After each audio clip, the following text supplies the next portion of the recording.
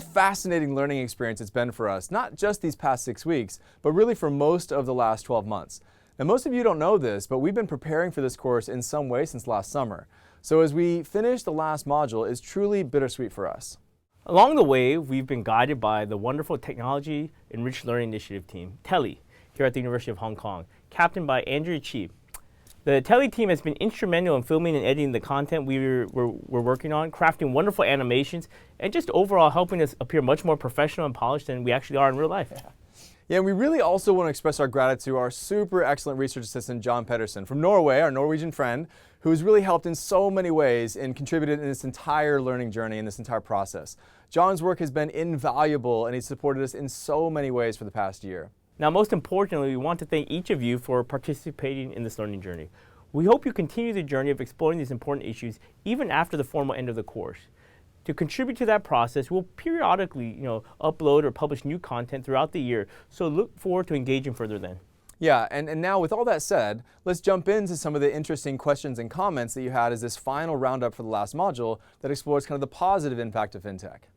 All right, so this week we had a lot of interesting comments about kind of the good and bad, right? So the proper utilization of technology and kind of the purpose of the company. So we talked about whether technology can be good or bad, or whether it's always neutral. We talked about whether as a technologist or innovator, they should be thinking about kind of the negative potential ramifications or utilizations of their technology.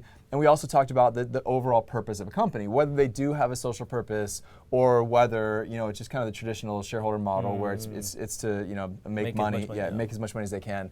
And I thought it was interesting because recently Tim Cook, the CEO of Apple, he actually spoke at gave the commencement address at Stanford's graduation.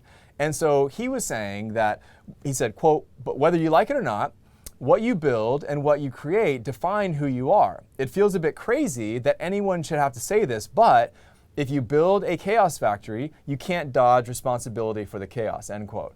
And so Tim, he was specifically he didn't say the name specifically, but he strongly inferred Facebook, for example, with Cambridge Analytica. He kind of mentioned, without saying it, Theranos and their kind of blood diagnostics scandal. So what do you think of this quote? I thought it was interesting because it's coming from Apple, one of the most valuable companies in the world, a huge name, obviously right there in Cupertino, California, like near Stanford campus. What do you think? Well, so I think his approach, the way he is described, I guess this philosophy, right, that you basically have to be responsible for what you make.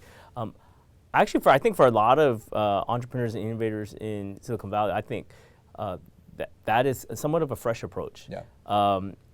I'm certainly there are people who think that. Yeah. Certainly, and I've heard. And when they're young, I think a lot of them want to believe that. That's right. Yeah. And I've heard enough talks and met enough entrepreneurs to know that absolutely most of them have their heart in the right place. But so how does that evolve? I think to me, I think about it in two ways. One is once you start taking external money, there is pressure to basically have some sort of liquidity event, kind of monetize that investment, even though it may be a few years down the road. So that's one that creates pressure. But two, I think there is a general just mindset amongst many entrepreneurs that, hey, my responsibility is to just create something cool.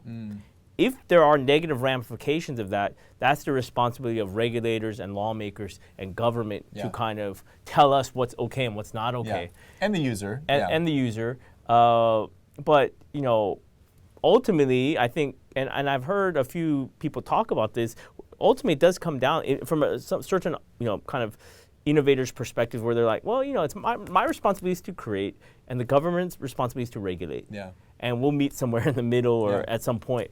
And I think what Tim Cook is saying in the speech, what I thought was really interesting, is this idea is like maybe that's actually shouldn't be the mindset. Maybe there is some culpability, maybe not legal, but at least certainly emotional, moral about the things that you're creating and the impact it has on the world. And that I think that raises a lot of other broader implications about other industries as well, right?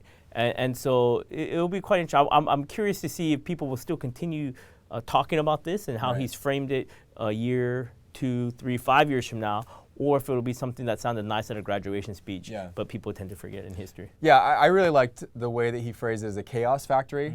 Personally, I think that was like a direct stab at Facebook because if you could look at the last 5 years of Facebook, it has created chaos in a whole host of ways. And I think that was kind of interesting. Okay, so let me play devil's advocate. That's what I get paid for. That's what I'm trained to do. Many of you don't realize this, but I used to, my law firm represented Apple. And so I used to work directly with Apple's legal counsel in Asia. And I think it's very fair to point out that Apple has had a number of very significant scandals and problems attached to it. And again, I'm not saying that this disassociates what he was saying or that that somehow negates what he was saying, but I do find it a little bit interesting that Apple, which 10 years ago was the technology company that everyone was kind of throwing stones at, saying that the way that you're driving your supply chain and kind of putting pressure on your suppliers is, in some instances causing people to commit suicide by jumping off roofs and stuff. So that was like a very negative thing.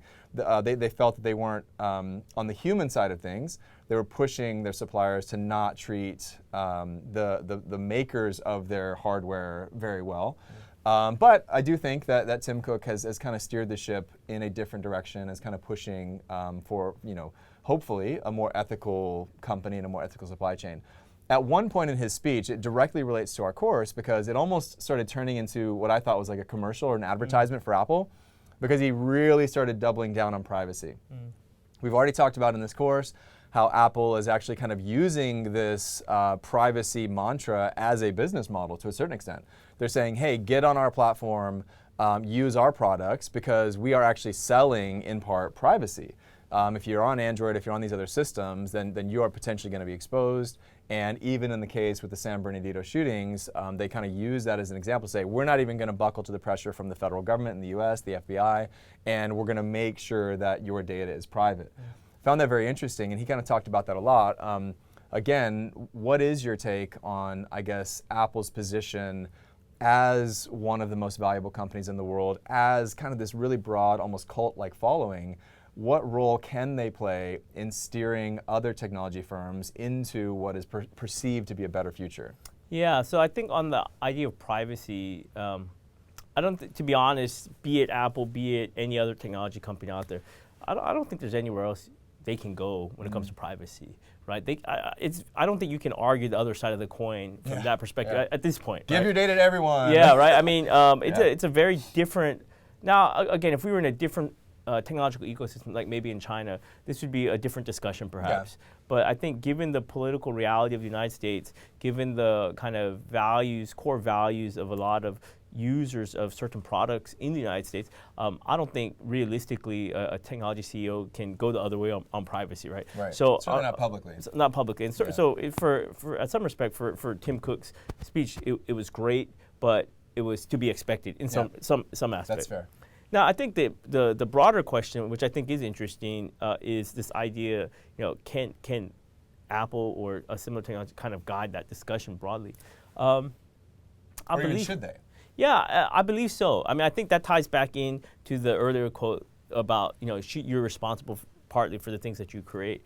And if we take that to its logical conclusion, then certainly they should also be responsible and active in shaping norms. Yeah. Right, and effectively that's what we're talking about, because I think at least both of us agree that law will never alone be enough. Right. So it's users who have to create norms, or creators who have to, kind of limit themselves in a certain way when it comes to these kind of things. And until that kind of mindset is more pervasive, then we'll continue to have broader issues. So I think it's important in that sense for someone like a Tim Cook to try to kind of be a standard bearer when it comes to these kind of issues. Yeah, and I think it's interesting. So a lot of you over the course of actually several modules, when we talked about cultural lag, when we talked about kind of the negative ramifications, unintended consequences of the technology wave over the past 10 years, many of you pointed out, for example, like smartphone addiction and how people were actually looking at their social network to the exclusion of their broader kind of immediate network.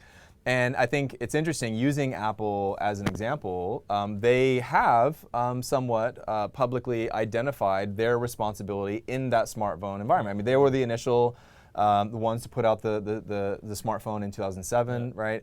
And certainly the most popular, certainly one of the most popular, I guess, brands out there.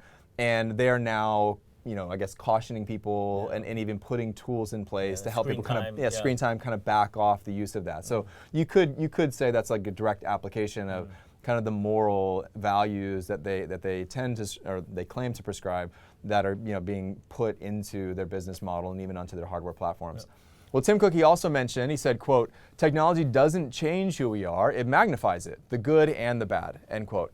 And so I think this is another example that I think, as we move forward, the whole reason why we entertain this in the first place, again, we're not from the finance sector, we're not from the technology sector, right? We are business ethics teachers, we're lawyers at heart. We just care about the future of society, and we care about the way these trends are going to be shaping our communities going forward.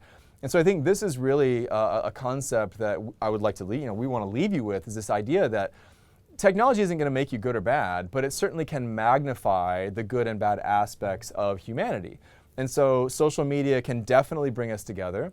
It can, FinTech can make life more efficient, but it can also create opportunities for exclusion. It can, it kind of creates distance, lack of proximity, which means that there's a psychological, I guess, predisposition to be meaner on the internet. Cyberbullying. There's so many aspects of society now that are driving people towards mental health issues and depression and distance and loneliness and sadness that I think can definitely be alleviated or magnified using these technologies.